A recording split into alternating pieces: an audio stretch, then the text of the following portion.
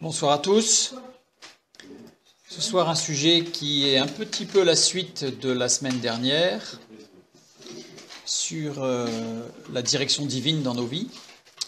Aujourd'hui, notre perfection en Christ, c'est-à-dire, comme nous allons le lire tout à l'heure et en introduction dans Matthieu 5,48, quand Jésus dit « Soyez donc parfaits, comme votre Père Céleste est parfait ». Alors c'est un verset qu'on va regarder, je me suis dit qu'on allait le regarder ce soir d'un peu plus près et voir un peu le contexte biblique, évidemment, de ce message, de cette parole de Jésus. Parce que si on la lit comme ça, je ne sais pas pour vous, mais elle est plutôt décourageante. Parce que soyez parfaits comme Dieu est parfait. Alors on se dit, c'est bon, j'y arriverai jamais. Et là, on va se remémorer, pas très longtemps en arrière, ce qu'on aurait pu faire mieux, ce qu'on aurait dû faire. Bref, donc ça paraît être un petit peu décourageant comme programme. Pourtant, c'est une parole de Jésus. On sait que Jésus est rempli d'amour. Donc certes, on a conscience qu'il veut nous aider, mais quand même, ça paraît être un objectif très, très, très haut. Même s'il y a des paliers, comme on l'a vu la dernière fois, ça paraît être très haut. Donc nous allons regarder ça d'un peu plus près. Et en lien par rapport à la semaine dernière, nous allons relire Colossiens 4,12. Épaphras, qui est des vôtres, vous salue, serviteur de Jésus-Christ. Il ne cesse de combattre pour vous dans ses prières, afin que, parfait et pleinement persuadé, vous persistiez dans une entière soumission à la volonté de Dieu. Donc là, on voit bien que dans le texte, ce n'est pas une prière pour qu'ils deviennent parfaits, les Colossiens, c'est une prière sachant qu'ils sont parfaits, pour qu'ils puissent persister dans une entière soumission à la volonté de Dieu. Donc là, on a affaire à des chrétiens qui sont parfaits. C'est extraordinaire quand même. Parfait, nous avions vu la semaine dernière que c'était teleios en grec. Dans Jacques chapitre 1 verset 4, nous avons aussi lu la semaine dernière par rapport à la direction divine, mais il faut que la patience accomplisse parfaitement son œuvre afin que vous soyez parfaits et accomplis sans faillir en rien. Sans faillir en rien. Là encore, on a un programme solide. Et parfait, à nouveau, teleios. Pour bien comprendre cette notion de perfection que nous demande Jésus-Christ, on va se projeter dans l'Ancien Testament, dans le livre des Chroniques, 1 Chroniques 28, 9 et 10. J'ai pris la traduction d'Arby, vous allez comprendre pourquoi. Et toi, Salomon, mon fils, donc c'est David qui parle, connais le Dieu de ton père et sers-le avec un cœur parfait et avec une âme qui y prenne plaisir. Car l'Éternel sonde tous les cœurs et discerne toutes les imaginations des pensées. Si tu le cherches, il se fera trouver de toi, mais si tu l'abandonnes, il te rejettera pour toujours. Vois maintenant que l'Éternel t'a choisi pour bâtir une maison qui fut son sanctuaire. Fortifie-toi et agis. Donc ça, c'est par rapport à Salomon, son fils, pour qu'il construise le temple. Un cœur parfait. David prie pour que Salomon ait un cœur parfait. La traduction de parfait ici, c'est shalem. Shalem, qui veut dire parfait, donc il n'y a pas de souci, et qui, dans les traductions grecques de la Septante, donc de l'Ancien Testament, donc traduction par des juifs hellénistes, donc des juifs qui parlaient grec, donc qui ont pu, j'aime bien aller jeter un coup d'œil sur les traductions, puisqu'ils emploient des mots qui sont très proches de la pensée hébraïque, puisque ce sont eux-mêmes des juifs hellénistes. La langue maternelle était l'hébreu. Donc la traduction grecque de la Septante de ce mot shalem, c'est justement teleios. Justement. Donc on est très proche du sens de la parole de Jésus, soyez parfaits, ou de l'apôtre Paul ou de Jacques. Maintenant, qu'est-ce qu'un cœur parfait? Qu'est-ce qu'un cœur parfait? Nous allons continuer dans le livre des Chroniques, 2 Chroniques 16, 7 à 10, nous lisons. Dans ce temps-là, Anani, le voyant, alla auprès d'Asa, roi de Juda, et lui dit « Parce que tu t'es appuyé sur le roi de Syrie, et que tu ne t'es pas appuyé sur l'Éternel, ton Dieu, l'armée du roi de Syrie s'est échappée de tes mains. Les Éthiopiens et les Libyens ne formaient-ils pas une grande armée avec des chars et une multitude de cavaliers? Et cependant, l'Éternel les a livrés entre tes mains parce que tu t'étais appuyé sur lui. Car l'Éternel étend ses regards sur toute la terre pour soutenir ceux dont le cœur est tout entier à lui. Tu as agi en insensé dans cette affaire, car dès à présent tu auras des guerres. Asa fut irrité contre le voyant, et il le fit mettre en prison, parce qu'il était en colère contre lui. Et dans le même temps, Asa opprima aussi quelques-uns du peuple. Nous avons un terme, car l'Éternel étend ses regards sur toute la terre pour soutenir ceux dont le cœur est tout entier à lui, tout entier, Shalem, ceux dont le cœur est parfait. Justement, Dieu soutient ceux dont le cœur est parfait. On reprend notre texte. Nous voyons au travers de texte que Dieu, si on lisait la vie d'Asa, on le verrait d'autant mieux, que Dieu avait déjà donné de grandes victoires au roi Asa. On le voit dans le texte, les Éthiopiens, les Libyens ne formaient-ils pas une grande armée et Dieu l'a délivré. Donc, il a déjà eu des grandes victoires. Dieu l'a libéré de combats qui étaient perdus d'avance aux vues humaines. Mais là, en tout cas, il les a libérés. Il se trouve à nouveau dans un grand danger. Donc, c'est une expérience déjà connue. Mais il ne met pas sa confiance en Dieu cette fois-ci. C'est-à-dire que Asa a fait confiance à Dieu. Et là, il n'a pas fait confiance à Dieu. Il est en train de faire alliance avec une autre nation. Voilà, parce que tu t'es appuyé sur le roi de Syrie. Donc là, il s'appuie sur le roi de Syrie, donc quelqu'un d'autre. Il ne met plus sa confiance en Dieu. Le cœur d'Asa n'était plus parfait devant Dieu. Point d'interrogation. C'est-à-dire qu'il était parfait. Et là, Asa n'a fait plus confiance à Dieu. Donc peut-on dire que le cœur d'Asa n'est plus parfait? Alors parfois on l'entend dire. Mais non, on ne peut pas affirmer cela. Pourquoi? Parce qu'il y a un texte biblique dans 1 Roi 15-14 qui nous dit « Mais les hauts lieux ne disparurent point, quoique le cœur d'Asa fût en entier à l'Éternel pendant toute sa vie. » Et le mot « en entier » à nouveau, Shalem. Donc, on a un texte biblique qui nous dit que Asa, toute sa vie, a eu un cœur parfait. Et on a un autre texte qui nous dit que Asa n'a pas fait confiance à Dieu à un moment clé de son ministère de roi, de son règne. C'est comme s'il y avait un contresens en fait, comme s'il y avait une opposition entre les deux textes. Évidemment, il n'y en a pas. Nous allons voir ça. Puisque être parfait égale faire confiance à Dieu, et ne plus faire confiance à Dieu nous semblerait, directement, il semblerait logique de pouvoir dire, c'est ne plus avoir un cœur parfait, ne plus être parfait. Et pourtant, d'après la parole de Dieu, c'est différent de ne plus être parfait. Surprenant. Mais alors, que s'est-il passé pour Asa? Et si on regarde bien le texte, on ne voit à aucun moment que Dieu dit à Asa qu'il n'est plus parfait. On prend un autre texte.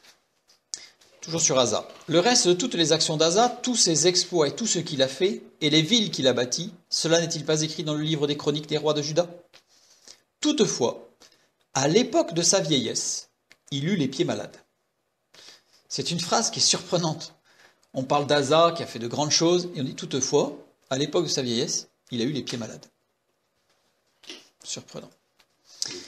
Sa vieillesse. Le mot vieillesse ici est un mot particulier, puisque c'est zikna, employé uniquement 6 fois. Donc déjà, ça interpelle, puisque 6, c'est le chiffre qui représente l'homme, l'humanité, l'homme non régénéré. Donc ce c'est employé 6 fois, c'est que ce n'est pas quelque chose, entre guillemets, de naturel. Il y a une sorte de coup de projecteur qui est mis sur ce mot. Donc on va le regarder de près. Zikna, 2 premières lettres, c'est une racine qui signifie diffusion dans le temps et dans l'espace. Donc quelque chose qui se diffuse, qui s'étale, qui s'étend. Ensuite, les 2 dernières lettres, nun et, qui sont la racine d'un cri de souffrance. Donc ça veut dire que là, on a le sens d'un mot qui veut dire que c'est un cri de souffrance qui va s'étendre et dans l'espace, donc dans le corps, et dans le temps, c'est-à-dire durant l'existence. Et la dernière racine, c'est là que c'est intéressant, est formée de 2 lettres. La première lettre, c'est nun, qui, lorsqu'elle est placée en début de mot, signifie contraction, récession, donc quelque chose qui se contracte et qui se rabougrit, on va dire, qui dépérit. Et la deuxième lettre, et c'est la vie.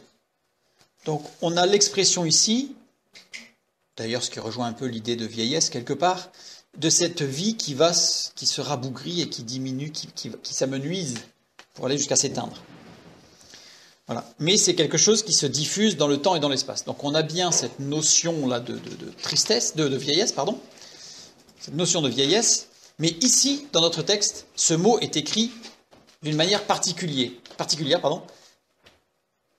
Et en plus, une seule fois dans le texte biblique, c'est-à-dire c'est un apax, écrit de cette manière. Ziknatov. Ziknatov. Apax. Ziknatov, la fin, c'est le mot tav. Tav, nous l'avons déjà vu, c'est la croix. Le signe, la croix. Le nun qui est devant, on a vu que c'est la contraction, la récession. Donc la diminution de la croix dans l'espace et dans le temps.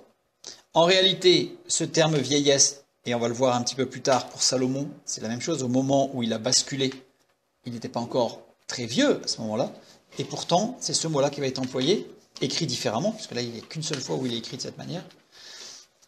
Mais ça décrit en fait une action de Asa qui, de lui-même, en fait, a diminué l'impact du signe de Dieu dans sa vie. Ensuite, il y a eu les pieds malades. Pieds régel. Régel, ça désigne les pieds. Ça désigne aussi la marche, la manière de marcher. J'ai mis un texte biblique, Genèse 29, 1, où on voit le texte biblique, quand on lit, on voit bien que ce mot signifie que c'est la manière de marcher, c'est la manière de marcher de Jacob. Donc, il met une marche. Donc, régel, c'est qu'il eut la marche malade. À partir du moment où Asa a laissé dépérir le signe de Dieu, et nous on sait aujourd'hui que le signe de Dieu c'est la croix, mais le signe, puisque ce tav c'est le mot signe qui désigne la croix, mais on le retrouve aussi dans Ézéchiel quand il dit que Dieu marque d'une marque sur le front de ses élus, le mot marque c'est tav, ce signe comme quoi les élus appartiennent à Dieu. Donc il a eu la marche malade, et malade, chala, qui veut dire devenir angoissé, devenir fâché ou agacé, devenir faible. En réalité, le texte biblique nous dit que à l'époque où Asa a laissé dépérir la marque de Dieu dans sa vie, alors sa marche a commencé à être faible, angoissée, et il s'est trouvé agacé. En plus, il est conjugué au mode parfait. Mode parfait, ça veut dire que c'est une action unique, instantanée et passée. Donc on a bien quelque chose, là ça donne l'impression que c'est une maladie qui a été jusqu'à sa mort en fait. Or que c'est pas quelque chose de long, et c'est un point de départ. Et le point de départ, c'est quand Asa a laissé dépérir le signe de Dieu dans sa vie. Et nous reprenons notre texte, et à la fin de notre texte, nous voyons bien d'ailleurs que Asa fut irrité contre le voyant. On voit bien cet agacement là. Il est agacé, il est énervé. Il est angoissé. Et dans le même temps, il opprima aussi quelques-uns du peuple. C'est-à-dire qu'en fait, il est agacé et il opprime, il exprime l'angoisse. Donc on voit bien que c'est à partir de ce moment-là que Asa s'est retrouvé dans une marche difficile. Asa fit confiance à l'Éternel pendant une grande partie de sa vie. Il devint parfait de cœur devant Dieu, avec des résultats. Quel a été le résultat? Si on regarde la vie d'Asa dans les textes bibliques, on voit que de nombreux Israélites se rallièrent au royaume de Juda. C'est-à-dire qu'en fait, c'était un royaume qui était divisé. Les Israélites étaient divisés. Il y avait le royaume de Juda et le royaume d'Israël. Pendant le règne de Asa, pendant qu'il était parfait de cœur, des Israélites ont rejoint, se rallièrent au royaume de Juda. Ensuite, il a commencé à mettre sa confiance ailleurs, c'est ce que nous venons de lire. Il s'est plus appuyé sur Dieu. Il s'est appuyé sur quoi? Il s'est appuyé sur de l'argent et de l'or pour acheter la protection d'une nation étrangère, parce que le texte biblique nous dit qu'ils ont pris les richesses du temple pour aller payer la nation en disant venez nous aider, plutôt que de faire confiance à Dieu. Donc il a dépouillé le temple pour aller payer un soutien. Donc il a fait confiance d'abord dans l'argent et l'or, puis dans la force des ennemis de Dieu. Il a fait aussi confiance, ça il faudrait lire tous les textes sur Asa, dans la science de l'époque, c'est-à-dire la médecine, plutôt que dans les promesses de Dieu, parce que Dieu lui avait fait des promesses, mais il a fait confiance aux médecins étrangers pour une guérison plutôt que dans la promesse de Dieu. Avec des résultats. Ces deux actions-là ont eu des résultats. Un schisme entre Israël et Juda. C'est-à-dire qu'il y avait une construction qui avait commencé à se faire, Et du fait de l'attitude de cœur d'Asa, eh bien, ça a commencé, non seulement la construction s'est arrêtée, mais il y a eu une destruction, puisque ça a provoqué un schisme encore plus grave. À partir de ce jour, Asa a perdu la paix de Dieu, la pleine protection de Dieu, parce que quand on lit le texte, on a l'impression, on va pas le faire ce soir, c'est pas le sujet, il faudrait peut-être le faire un soir là, sur tous les textes qui donnent l'impression que Dieu a envoyé la malédiction, Dieu a puni, Dieu a frappé, Dieu a tué, voilà, là, on a plein de choses comme ça, la malédiction de Dieu qui tombe. On voit que le texte biblique nous montre plutôt dans son sens littéral que Dieu a comme levé des protections. L'homme qui quitte Dieu, c'est comme s'il y avait un château. Tant que l'homme est à l'intérieur du château, tout va bien. S'il sort du château, il est plus protégé par les murailles du château. Ça paraît logique. Donc Dieu a levé la protection, ce qui a eu des résultats, des guerres et le découragement du peuple. Le peuple qui se rapprochait de Dieu s'est trouvé découragé, puisqu'en fait, il y a eu tout un contexte. Donc ça va très très loin, puisque c'était quelque part, c'était un leader, on va dire. Le roi, c'était un modèle qui a marché avec Dieu, qui était parfait de cœur. À ce moment-là, l'Église, le peuple élu, se soudait autour de cette dynamique pour ne former qu'un seul cœur, c'est-à-dire un cœur parfait. Et à partir du moment où lui-même a laissé dépérir le signe de Dieu, la marque de Dieu dans sa vie, à ce moment-là, tout est parti en déliquescence. Matthieu 5, 48. On revient dans le Nouveau Testament. On a compris ce qui s'est passé et on va revenir ensuite à Asa, mais les deux, comme je le dis souvent, l'Ancien Testament permet de comprendre le Nouveau Testament, mais le Nouveau Testament donne un éclairage tout à fait nécessaire dans la compréhension totale de l'Ancien Testament. Il faut les deux. Donc là, on revient dans le Nouveau et on repartira dans l'Ancien ensuite. Donc Matthieu 5, 48, cette parole de Jésus, « Soyez donc parfaits comme votre Père Céleste est parfait ». Parfait, on a vu que c'était téléios. Téléios, que l'on retrouve ici, d'ailleurs, c'est le même mot, pour désigner la perfection de Dieu. C'est le même mot. Téléios, littéralement, ça veut dire « amener à ses fins ». Soyez donc amenés à votre fin. Pas à la mort, mais au but que Dieu a amené. Et c'est un verbe qui veut dire aussi « parfaire ». Ou « soyez rendus parfaits », on va dire. Dans le sens. Maintenant, « soyez parfaits ». On a l'impression que là, c'est un ordre. Il faut que tu sois parfait. Il faut que tu sois parfait. Si tu n'es pas parfait, c'est de ta faute. Ezomai. Ezomai. Et alors que quand il est dit que votre Père Céleste est parfait, on a esti. Deux mots différents. Donc on ne joue pas sur le même plan, quelque part. Ils sont différents. Même si la racine est la même, vous allez le voir. Ezomai, c'est la première personne du singulier du verbe être. Je. En fait, Jésus, là, il ne dit pas « vous devez être parfait ». Mais Jésus dit, quelque part, il faut qu'on s'engage, nous, à être parfaits. C'est pas pareil. Et esti, c'est la troisième personne du singulier du verbe être. C'est bien Dieu qui est parfait. Lui qui est et qui fait être, il est Dieu, il est parfait. Il n'y a pas de doute. En plus, ezomai n'est pas conjugué au présent, comme un impératif, soyez parfait, mais il est conjugué au futur. Alors là, en l'occurrence, dans notre texte, ezomai, c'est la base de conjugaison du verbe, mais là, il est conjugué à la deuxième personne du pluriel, c'est vous. Il s'adresse à tout le monde, mais dans le sens de chacun en particulier. Là, il ne s'adresse pas aux disciples. Jésus ne s'adresse pas qu'aux disciples qu'il a en face de lui. Il s'adresse à tous ses disciples, mais il s'adresse à tous ses disciples aussi dans le temps, puisque cette parole est dans la parole de Dieu, dans la Bible. Donc, il dit, vous, tous, individuellement, chacun qui lisait cette phrase. Soyez donc parfaits, vous devez vous engager. C'est une résolution personnelle, ça. Alors que Dieu, lui, est parfait, c'est conjugué au présent.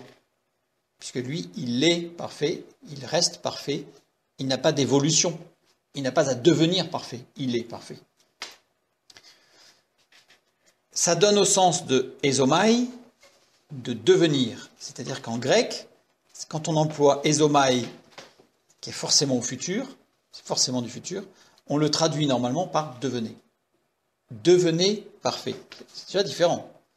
Si on avait traduit littéralement par « devenez donc parfait comme votre Père Céleste est parfait », déjà c'est moins démoralisant, parce que sinon c'est un ordre, c'est « soyez parfait ». La moindre erreur, t'es plus parfait, c'est fini. Raté. Alors que là, devenez parfait. Donc on sent qu'il y a une dynamique. Il y a une dynamique. Et en plus, il y a un mot qui n'est pas traduit, qui renforce cet aspect-là. C'est qu'ici, juste après le verbe ezomai, il y a oumeis. Oumeis, vous-même. Devenez vous-même parfait. Ah oui, mais moi je ne peux pas y arriver. C'est une évidence. On va le voir. Dieu va nous aider, bien entendu. Mais ce n'est pas une sorte de jugement de Jésus qui dit si tu n'es pas parfait, ça va te faire mal. Là, Jésus nous dit rentrez dans une dynamique de perfection. Rentrez dans cette dynamique pour devenir parfait. Ça, c'est motivant. Ça, c'est motivant. Voilà. Avec une conjugaison impliquant un acte volontaire personnel d'engagement. C'est-à-dire que cette conjugaison-là, en fait, c'est le sens de devenir, mais le texte, non seulement dans sa conjugaison, dans sa forme grammaticale, mais en plus dans sa construction de la phrase en rajoutant oumeis, Jésus insiste bien sur une action volontaire en disant « je veux ». Je veux rentrer dans cette dynamique de perfection. Je veux devenir parfait. Jésus n'est pas en train d'imposer un joug en disant « sois parfait », et on se retrouvera quand il y arrivera. Jésus est en train de dire à ses disciples et à nous, rentrez dans cette dynamique pour devenir parfait, comme votre Père Céleste est parfait. Téléios, je reprends le verbe. Téléios vient de tello. Tello, ça décrit une expression particulière. Une expression, c'est décrit la longue vue des marins que l'on rallonge une fois qu'on a le but en visée pour encore mieux le voir. C'est-à-dire qu'avec la longue vue qui est courte, on a un champ de vision large, donc on peut viser ce qu'on veut regarder. Et une fois qu'on l'a bien, on rallonge petit à petit pour focaliser sur notre but, pour le voir de plus en plus gros ou de mieux en mieux, ou on peut dire aussi pour avoir un champ de vision de plus en plus réduit sur cet objectif et ne pas se laisser perturber par ce qu'il peut y avoir autour. Ce verbe-là implique donc une dynamique. Mais c'est celui qui a la longue vue qui exerce cette dynamique. C'est celui qui a la longue vue qui décide de grossir ou pas, vous voyez, cet objectif, ce but. Dieu nous donne le but à fixer. Le but, on le retrouve dans Hébreux 11, 26, car il avait les yeux fixés sur la rémunération.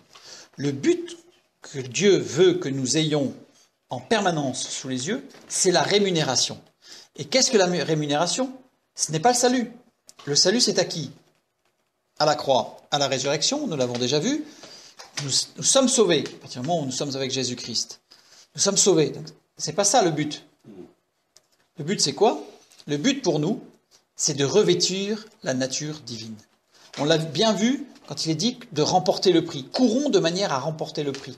Nous avons vu que ce mot, le prix, c'était pour revêtir la nature divine. C'est ça la rémunération, c'est que l'on va être en communion parfaite avec Dieu en ayant revêtu sa nature divine, bien sûr, soit à la résurrection, soit à l'enlèvement de l'Église, mais bon, après en tout cas, le décès, comme nous l'avons déjà étudié. Dieu nous donne le but à fixer et nous devons focaliser dessus. Nous devons nous focaliser dessus. Comme une longue vue que nous allongeons pour ne voir que le point de mire. C'est-à-dire qu'en fait, c'est ça, cette expression de Jésus, soyez donc parfaits, c'est focaliser. Dieu vous a fixé un but, vous l'avez dans le point de mire, et bien maintenant vous allez allonger votre longue vue pour diminuer tout ce qui peut vous perturber sur les côtés, là, pour ne focaliser que sur ce point-là.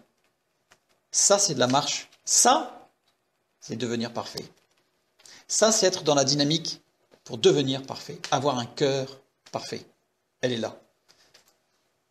Asa, notre roi Asa, a eu à un moment donné de sa vie, il a cessé de focaliser sur les promesses de Dieu. L'image, c'est comme s'il avait le but fixé, il a commencé à focaliser avec sa longue vue, donc à allonger sa longue vue pour focaliser, et à un moment donné, il s'est arrêté. Ça ne veut pas dire qu'il est devenu imparfait. C'est pour ça que le texte biblique ne nous dit pas qu'il est devenu non parfait. Parce qu'il est resté à aimer Dieu. Mais il n'était plus dans la progression. Ce qui lui a engendré angoisse, faiblesse, fatigue, stress, défaite. Parce qu'il n'était plus dans cette dynamique. Mais ça ne veut pas dire qu'il avait quitté les voies de Dieu. La preuve, le texte biblique dans le premier livre des rois qui nous dit que toute sa vie, il avait ce cœur attaché à Dieu, ce cœur parfait, parce qu'il était il avait ce point de mire, mais il a arrêté la dynamique. Il a cessé de devenir. Et ce que Jésus nous demande au travers de Matthieu 5, ce qu'il a demandé à ses disciples et ce qu'il nous propose, et ce qu'il nous demande, c'est d'engager cette volonté, on va le voir un peu plus loin, pour continuer cette dynamique. Et à ce moment-là, nous irons de victoire en victoire. Nous irons de victoire en victoire ainsi. Revenons dans l'Ancien Testament. 2 Chroniques 25:2. On prend un autre roi, Amathia. Donc Amathia fit ce qui est droit aux yeux de l'Éternel, mais avec un cœur qui n'était pas entièrement dévoué. Lui, Amathia, nous sommes dans un cas différent. Le mot entièrement n'existe pas dans le texte biblique, et dévoué, shalem, justement, parfait, littéralement, mais il n'avait pas un cœur parfait. C'est-à-dire que lui, il ne visait pas le point de mire de Dieu. Et pourtant, il fit ce qui est droit aux yeux de l'Éternel. Qu'est-ce que cela signifie? Nous pouvons faire des choses agréables et droites aux yeux de Dieu. Je mets en plus petit considération de ceux qui ne considèrent que ce qui est visible, c'est-à-dire que ceux qui sont autour de nous peuvent dire « il fait des choses bien, qui sont conformes à ce qui est écrit dans la parole de Dieu, il fait des choses qui sont agréables à Dieu ». Mais si le cœur n'est pas parfait, qu'est-ce qui se passe? Ça ne sert à rien. Mais attention à nos mobiles profonds. 1 Samuel 16:7, nous lisons « L'homme regarde à ce qui frappe les yeux, mais l'Éternel regarde au cœur ». Dieu n'est pas dans le faire, il est dans le être. Dieu n'a pas besoin, fondamentalement, il n'a pas besoin que nous fassions des choses pour lui ou à sa place. Il est tout-puissant. Dieu, ce qu'il nous demande, c'est d'être. Être un instrument entre ses mains. Pas nous-mêmes décider qu'il y a des choses, même si elles sont bien, même si elles sont louables, même si elles sont parfaitement conformes à ce qui est écrit dans la parole de Dieu. Ce que Dieu veut, c'est un cœur parfait. Une anecdote pour bien montrer ce mobile. C'est l'anecdote d'un jeune homme qui avait 2 pièces de monnaie. C'était à une époque où il y avait très peu de billets, c'était surtout des pièces. Donc il avait une petite pièce et une grosse pièce. Voilà. Et arrive le moment dans l'assemblée de la dîme. Il devait donner l'offrande, il devait donner les sous. Dans son cœur, il sait qu'il doit donner la grosse pièce. Voilà. On pressent déjà le dilemme. Alors il se souvient d'un verset de la parole de Dieu qui dit, 2 Corinthiens 9:7, que chacun donne comme il l'a résolu dans son cœur, sans tristesse ni contrainte, car Dieu aime celui qui donne avec joie. Et il se dit, j'ai beaucoup plus de joie de donner ma petite pièce. Résultat, il donne la petite pièce. Donc il a donné. Il a donné, mais il n'a pas obéi à Dieu. Quel était son mobile réel? Faire plaisir à Dieu? Faire une bonne action, mais en réalité pour garder la grosse pièce. Vous voyez? Quel était le mobile? Il avait peut-être besoin de la grosse pièce, mais si Dieu lui dit, si Dieu lui dit donne cette pièce, Dieu sait très bien qu'il avait peut-être besoin de cette pièce. À ce moment-là, je vais donner une autre anecdote rapidement.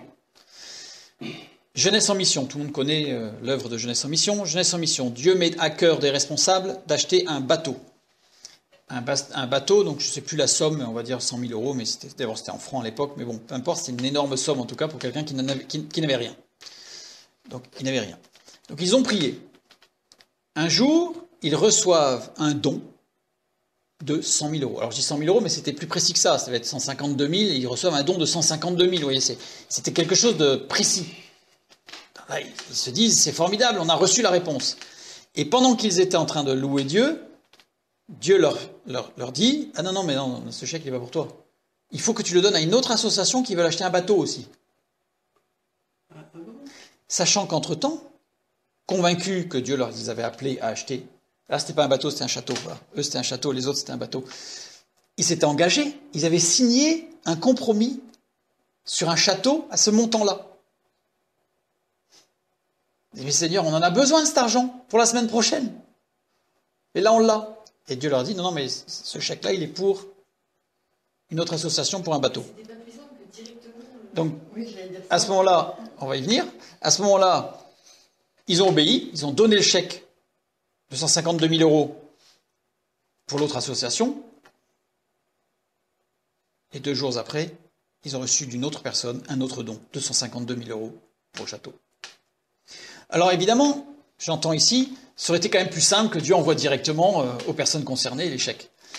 Mais Dieu veut aussi nous amener à faire des expériences de foi pour savoir, pour comprendre que Dieu, lorsqu'il dit quelque chose, il connaît toute chose. Nous, on a une vue, on a une vue, on voit juste un peu plus loin que le bout de notre nez. Lui, il a de la hauteur, lui. Il voit Dieu. Il voit tout ce qu'il y a devant, tout ce qu'il y a derrière, tout ce qu'il y a sur les côtés. Il connaît toutes choses. Faisons-lui confiance. Le prix du château, c'était le même prix que le prix du bateau? Oui, le château, c'était le prix du bateau, parce que sur le château, il y avait beaucoup de travaux. Je me souviens très très bien, le château, il y avait beaucoup de travaux. Mais c'était, voilà, et ensuite Dieu a béni, puisque pour le château, pour les travaux, il y a eu des sous au fur et à mesure qu'il y en avait besoin, etc. Dieu a béni. Et c'est une expérience qui a été très utile par la suite, pour d'autres actions à mener où Dieu avait donné des paroles de Dieu. Ils se sont appuyés, puisque Dieu nous donne de faire des expériences aussi pour qu'on puisse s'appuyer dessus aussi. Hein. Ce serait bien qu'on n'ait pas... nos pieds touchent encore par terre, et fort heureusement. Donc, Dieu a donné des expériences, nous donne des expériences qui nous permettent d'avancer, comme on l'a vu la semaine dernière. On monte au sommet de certaines manières avec des paliers, etc. etc. Ça, c'est la vie chrétienne. En tout cas, c'est pour montrer que quels sont les mobiles dans chacune des actions. Dieu ne jugera pas les actions en tant qu'action, mais Dieu nous jugera dans nos actions en tant qu'obéissance avec joie au plan de Dieu et à la direction de Dieu. Voilà. Quels sont les mobiles de nos actions? Nos mobiles déterminent nos choix. Comme là, l'exemple de ce jeune homme, les mobiles réels l'ont amené à trouver un subterfuge ou une astuce ou un truc pour quand même obéir, mais en réponse à ces mobiles. Donc, quels sont nos mobiles? Parce que, prenons garde, parce que nos mobiles nous conduiront à faire nos choix.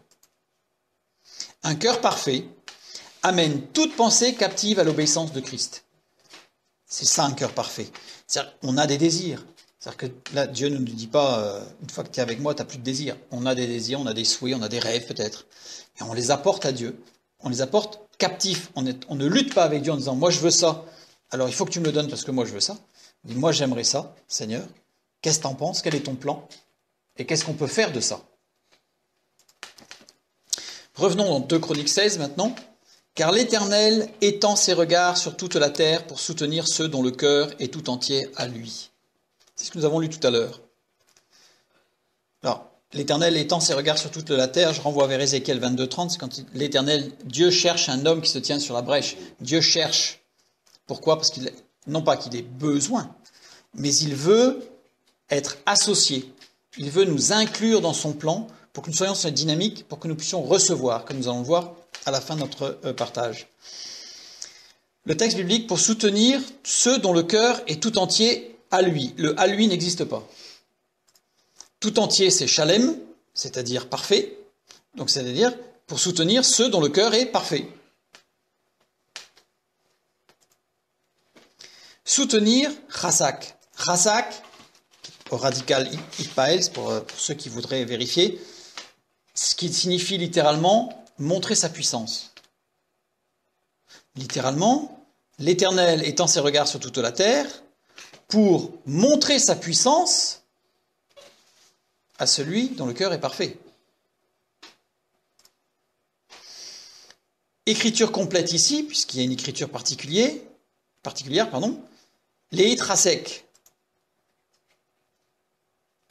Le début du mot signifie pour le compte de. C'est extraordinaire. Car l'Éternel étend ses regards sur toute la terre pour montrer sa puissance pour le compte de ceux qui ont le cœur parfait. C'est-à-dire, c'est pour eux que Dieu veut montrer sa puissance. Il veut manifester sa gloire pour ceux qui ont le cœur parfait. Donc ça va plus loin que soutenir. Ça va beaucoup plus loin, puisqu'il remplace dans l'action puissante, dans la bénédiction. On retrouve ce texte dans Exode 14, 14. L'Éternel combattra pour vous et vous gardez le silence. Dans certaines traductions, restez tranquille, soyez tranquille. Littéralement, garder le silence, c'est un seul verbe. Hararsh, qui signifie garder le silence, en effet, mais qui signifie aussi faire le sourd et qui signifie labourer tranquillement. En fait, ce verbe signifie ne pas se laisser perturber et continuer son travail en ligne droite, parce qu'on laboure rarement en zigzag. Deutéronome 5, 32, vous ferez avec soin ce que l'Éternel, votre Dieu, vous a ordonné, donc labourer en ligne droite. Vous ne vous en détournerez ni à droite, ni à gauche. Donc l'Éternel combattra pour vous, et vous, ne vous laissez pas perturber par ce que vous entendez, ou par ce que vous pourriez répondre, donc ne réagissez pas s'il y a de la provocation, continuez votre travail avec Dieu, l'objectif, la ligne droite, on va au bout.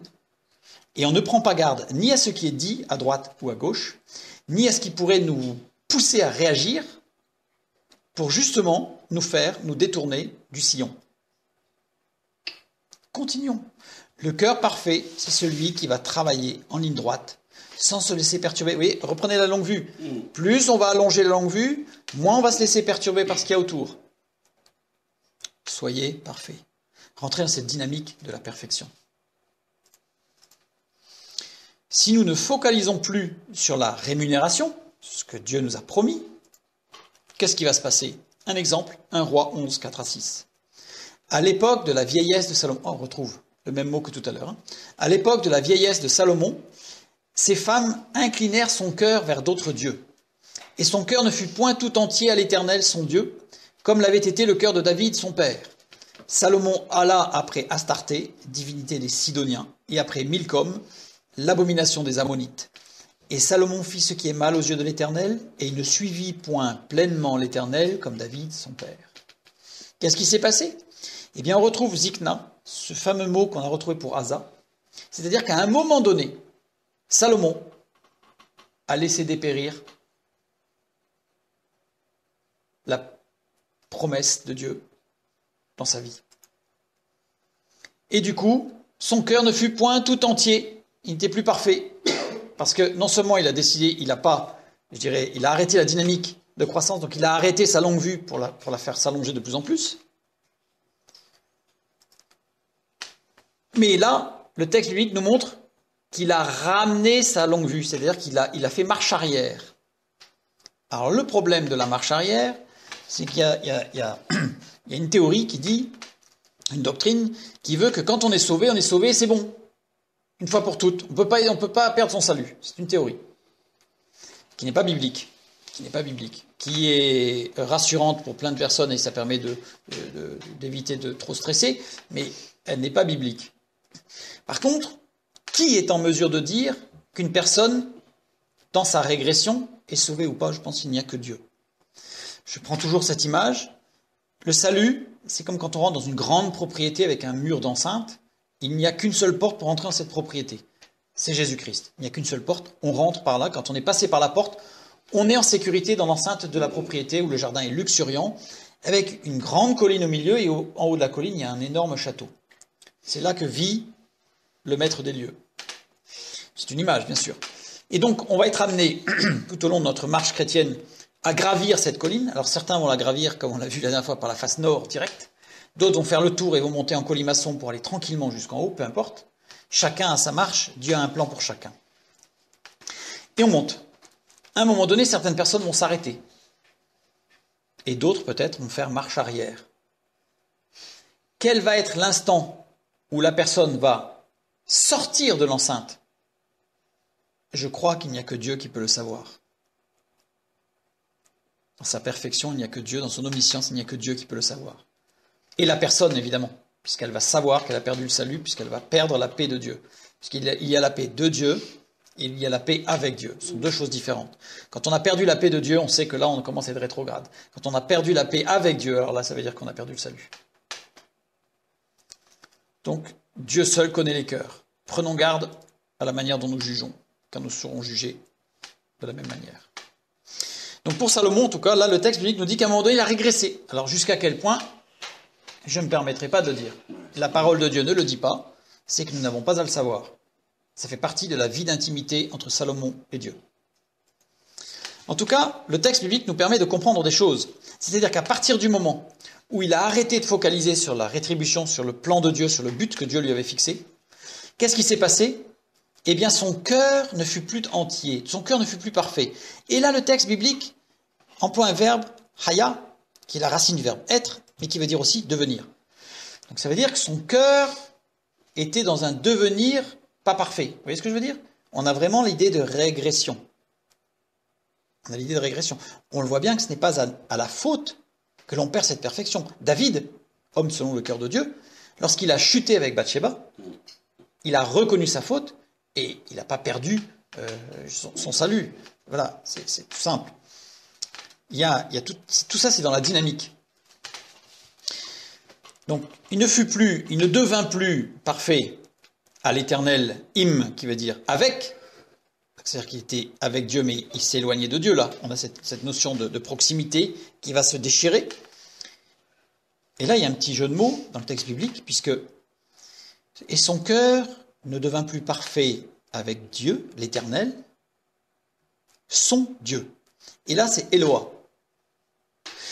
Le texte biblique, il y a 3 termes, je crois que je les ai mis là, n'est employé que pour les faux dieux. Eloah, c'est un mot qui n'est employé que pour les faux dieux. Sinon, on a El, qui est le Dieu unique, qui regroupe la Trinité, donc c'est le Dieu un, El, et on a Elohim. Elohim, qui présente Dieu, c'est un triple pluriel. Donc Salomon n'avait pas abandonné Dieu, il avait placé avec les autres. C'est-à-dire que Dieu, il avait placé Dieu parmi les autres dieux. Ce n'est pas qu'il avait rejeté Dieu, vous voyez, mais il avait placé Dieu parmi les autres.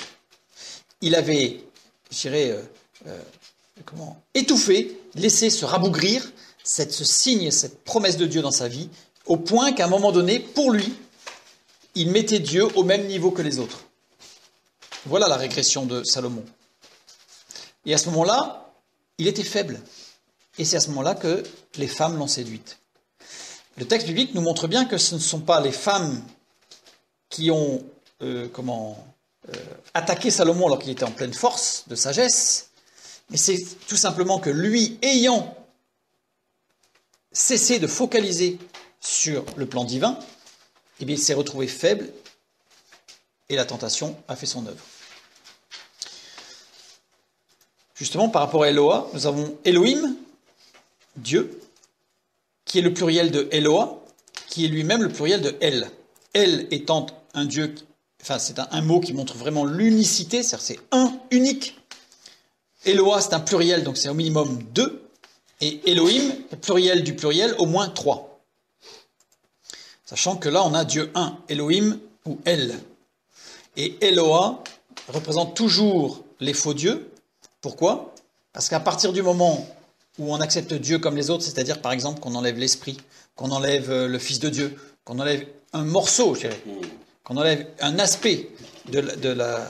Si on voulait parler, on dirait, si on enlève une hypostase de Dieu, c'est-à-dire l'une des 3 personnes de Dieu, à ce moment-là, Dieu devient un Dieu comme les autres, au même rang que les autres dans notre jugement, puisque la réalité est tout autre, bien entendu, puisque Dieu reste Dieu. Et là, ça devient un faux Dieu. Même si on adore Yahvé, même si on adore Jésus-Christ, si on retire à Dieu une hypostase, si on retire à Dieu l'une des personnes de Dieu, c'est un faux Dieu.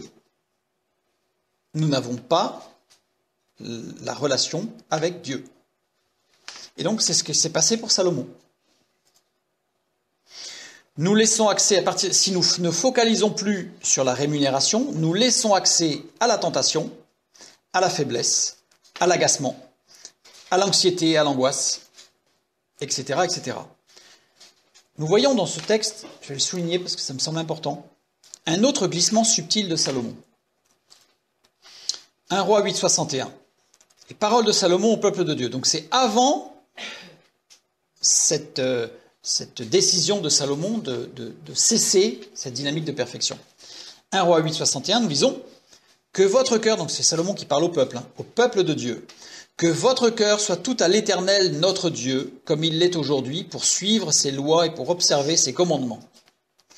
Et le point important, là il dit notre Dieu, et là le texte biblique dit son Dieu. Salomon s'était exclu de la communauté du peuple de Dieu. C'est-à-dire qu'en fait, ce n'était plus Dieu du corps de Christ, là c'était le peuple élu, notre Dieu, il faisait partie d'une communauté, il était dans cette dynamique d'ensemble avec le peuple de Dieu, qu'on appellera dans le Nouveau Testament aujourd'hui, avec l'œuvre de Jésus-Christ, le corps de Christ, l'Église, on peut transposer. Salomon s'est exclu, c'était devenu son Dieu. Et combien de fois on peut entendre « Oui, mais moi j'ai ma relation avec Dieu, voilà, c'est un peu le Dieu à ma sauce, quoi. » Eh bien là, non, c'est un faux Dieu, ça.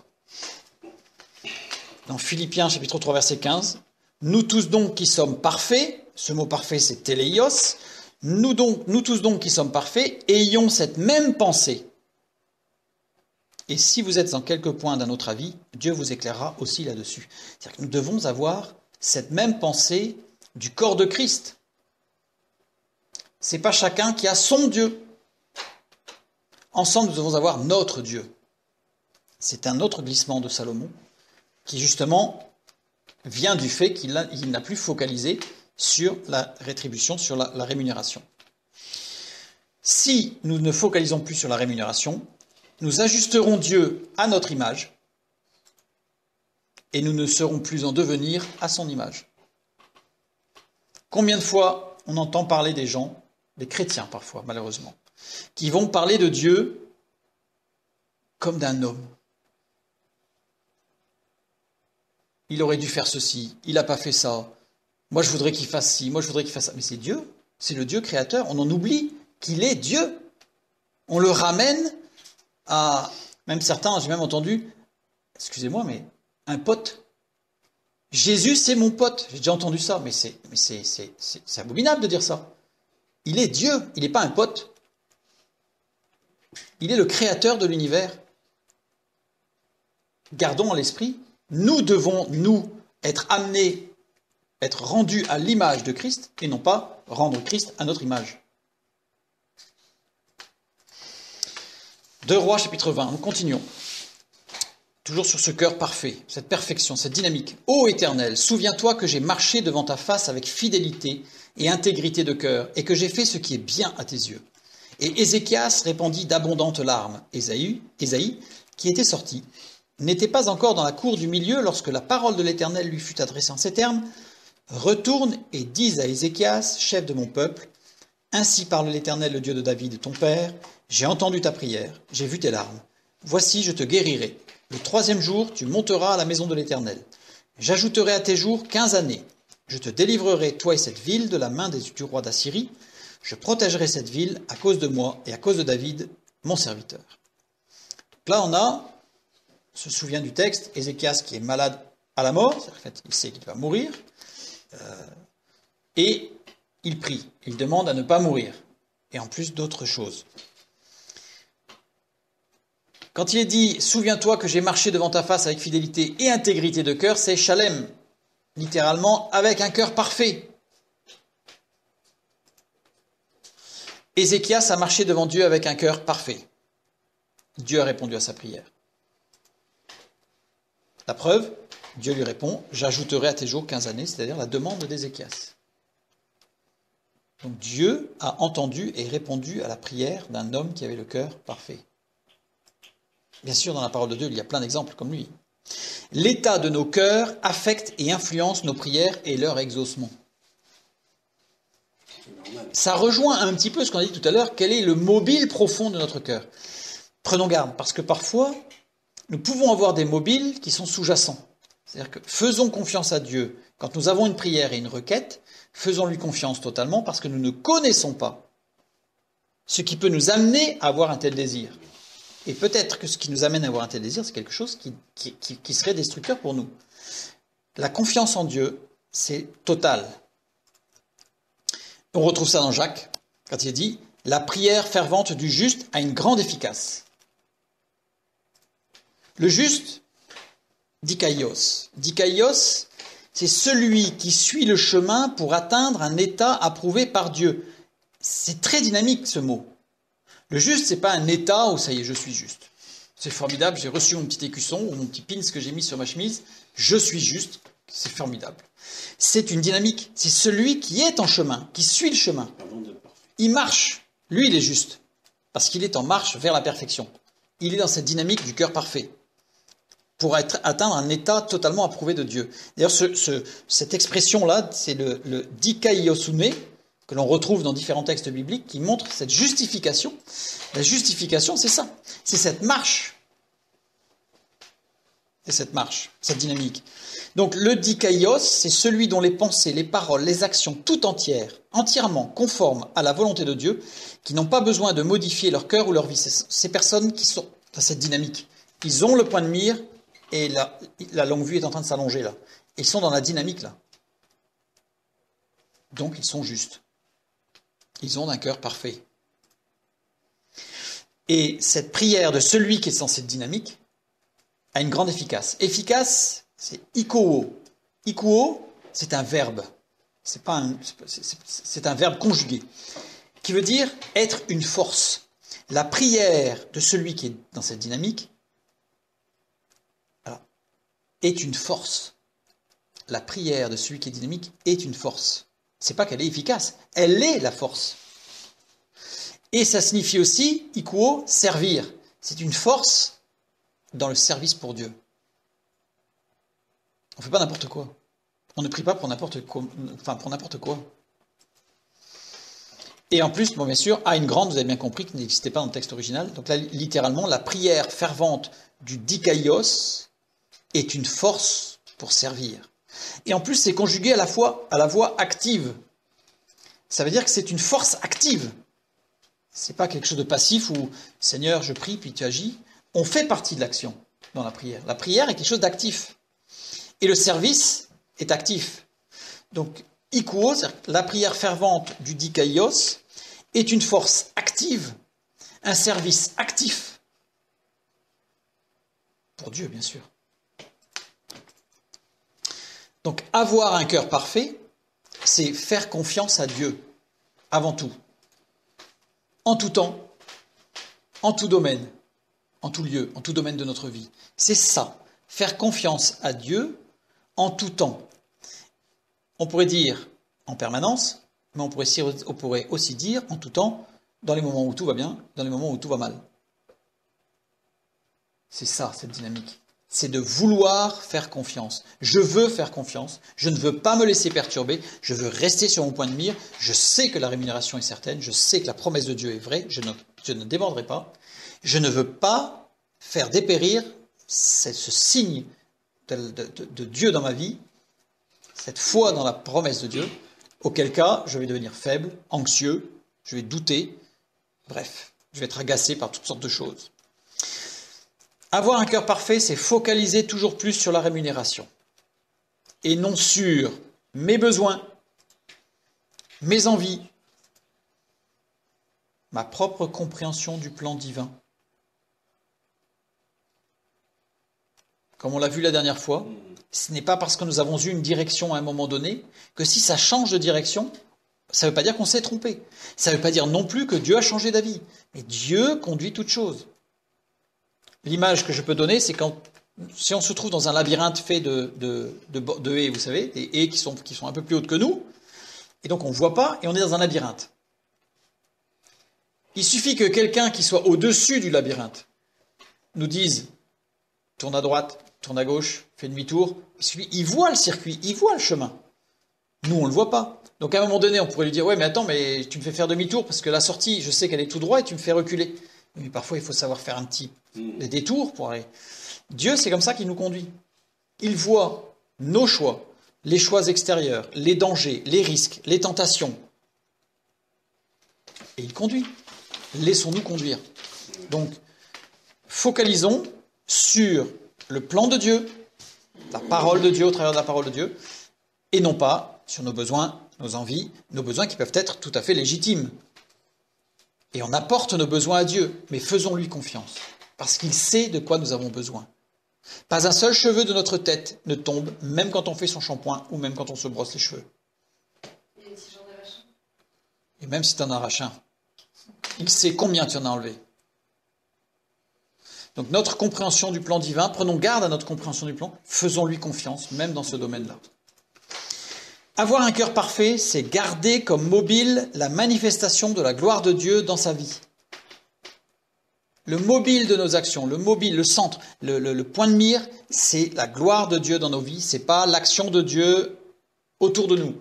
C'est d'abord la gloire de Dieu dans nos vies, et à ce moment-là, nous allons devenir des vrais témoins. Et non pas la satisfaction personnelle, évidemment. Mais cette satisfaction personnelle dans nos besoins quotidiens, dans nos envies, dans nos rêves, mais aussi dans la compréhension du plan divin. Ça peut arriver parfois, j'ai déjà entendu des personnes qui disaient « Bon, lui, il a servi le Seigneur, ça, mais il a fauté là. Il a fait une faute. D'accord, il a fait une faute. Donc il doit être puni. » Et c'est presque se satisfaire que si jamais ça ne tournait pas très bien pour lui. Faisons confiance à Dieu. Laissons toutes choses entre les mains de Dieu. Pas de satisfaction personnelle, quelle qu'elle soit. Le seul point de mire, c'est la gloire de Dieu dans nos vies et dans la vie d'autrui. Et non ce mobile de la manifestation de la gloire de Dieu dans nos vies, et non pas la démonstration aux autres que nous sommes parfaits. Parce que parfois, il ne faut pas se le cacher, ça fait quand même plaisir quand on a des gens autour de nous qui nous disent « Ah, c'est bien, oh, super, super ». Ça fait plaisir. On préfère ça que quand quelqu'un nous dit « C'est nul ». Évidemment. T'es vraiment nul. Ça fait moins plaisir que t'es vraiment super. Ceci étant, prenons garde que dans les mobiles, je parle bien, les mobiles de nos actions, de notre prière, de notre foi, de notre marche avec Dieu, que ces mobiles-là ne soient pas pour démontrer aux autres que nous marchons avec Dieu, parce que nous n'avons rien à démontrer aux autres, mais faisons confiance à Dieu pour que les autres soient convaincus par le Saint-Esprit que eux doivent marcher avec un cœur parfait. Faisons vraiment attention à nos mobiles profonds et demandons à Dieu de conduire, de modifier s'il le faut nos mobiles. Avoir un cœur parfait, c'est demeurer attaché au corps de Christ, la communion fraternelle. Il y a des circonstances où on peut se retrouver seul, pour diverses raisons, géographiques, etc., peu importe. Mais que nous soyons toujours dans cette conscience et dans ce mobile, dans cette visée, que nous faisons partie du corps de Christ et que nous ne sommes pas seuls, et que si nous avons le désir de se dire « moi je veux être tout seul parce que moi j'ai mieux compris » ou parce que moi j'ai compris d'une certaine manière, bref, tous les champs de compréhension sont possibles, nous devons demeurer attachés au corps de Christ si nous avons un cœur parfait. Avoir un cœur parfait, c'est-à-dire prier avec efficacité. Avoir un cœur parfait, c'est être une force entre les mains de Dieu. Entre les mains de Dieu. C'est pas « je suis fort », c'est « je suis entre les mains de Dieu » et c'est pour ça que je suis fort.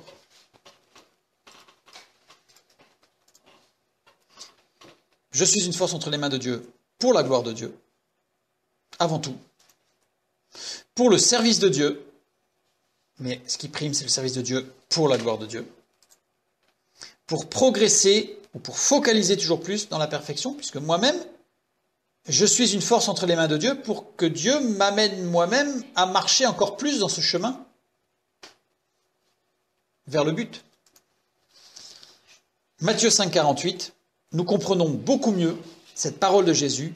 Soyez donc parfaits, comme votre Père Céleste est parfait. Rentrez volontairement dans cette dynamique pour devenir parfait, pour revêtir la nature divine, la nature de Dieu le Père. La rémunération, c'est au bout, là. C'est au bout. Gardez ça en point de mire, et vous serez comme mon Père. Vous deviendrez un, comme moi-même je suis un avec mon Père, comme moi-même je suis un avec mon Père. C'est ce que dit Jésus. Nous aurons revêtu la nature divine. Et 1 Chronique 28, 9, ce que nous avons lu tout à l'heure. Et toi, Salomon, mon fils, et là on peut mettre notre nom à tous. Et toi, mon fils, ma fille, connais le Dieu de ton Père et sers-le avec un cœur parfait et avec une âme qui y prenne plaisir. Ça, c'est tout le programme de notre vie. C'est pas le programme de ce week-end, c'est le programme de toute notre vie. Gardons ce point de mire. Gardons ce point de mire. Un petit bonus. Shalem. Nous avons vu que Shalem, c'est le mot qui est la perfection que j'ai mis entre guillemets, perfection dynamique, c'est-à-dire parfait, mais c'est cette dynamique. C'est pas une perfection parce qu'on a reçu le diplôme de la perfection, donc ça y est, c'est formidable. C'est vraiment cette dynamique, donc perfection dynamique, qui désigne le cœur parfait.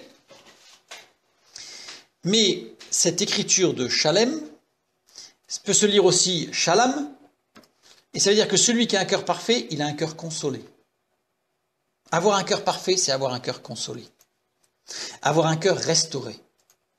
Avoir un cœur réalisé, ou qui se réalise. C'est-à-dire qu'il connaît le bonheur dans la construction de sa vie. Avoir un cœur accompli. Ce mot se lit aussi Shélam, un cœur complet, auquel il ne manque rien.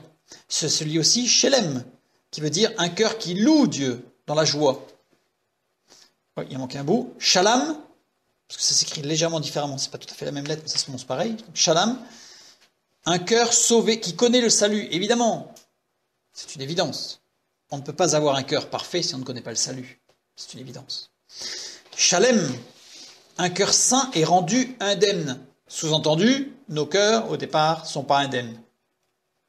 On a subi des coups, on a subi des blessures, mais dans cette dynamique, notre cœur va devenir saint, donc il est sanctifié, et il est rendu indemne, donc il est guéri. Un cœur en sécurité, Shalem. Un cœur parfait, Shilem. Un cœur béni. Un cœur qui reçoit la rétribution. Cette promesse-là, dans le mot même du cœur parfait, par la foi, nous saisissons cette promesse que c'est un cœur qui est béni, c'est un cœur qui reçoit la rétribution, qui reçoit la rémunération. Shalom, un cœur dans la paix, rempli de paix. Un cœur en sécurité, shalom aussi, ce qui signifie. Un cœur solide et sûr. Shilum, Shilum, un cœur qui reçoit la récompense encore. Donc, engageons-nous, si nous n'y sommes pas, dans cette dynamique de la perfection, dans cette dynamique du cœur parfait, pour devenir un juste, c'est-à-dire celui qui suit le chemin que Dieu lui a tracé. Et à ce moment-là, nous connaîtrons tout cela dans cette marche dynamique. C'est une promesse de Dieu, elle est vérité, elle est véritable. Nous pouvons nous appuyer dessus et répétons-nous que cette parole de Jésus nous invite à devenir parfaits comme notre Père Céleste est parfait. Que Dieu vous bénisse et à bientôt.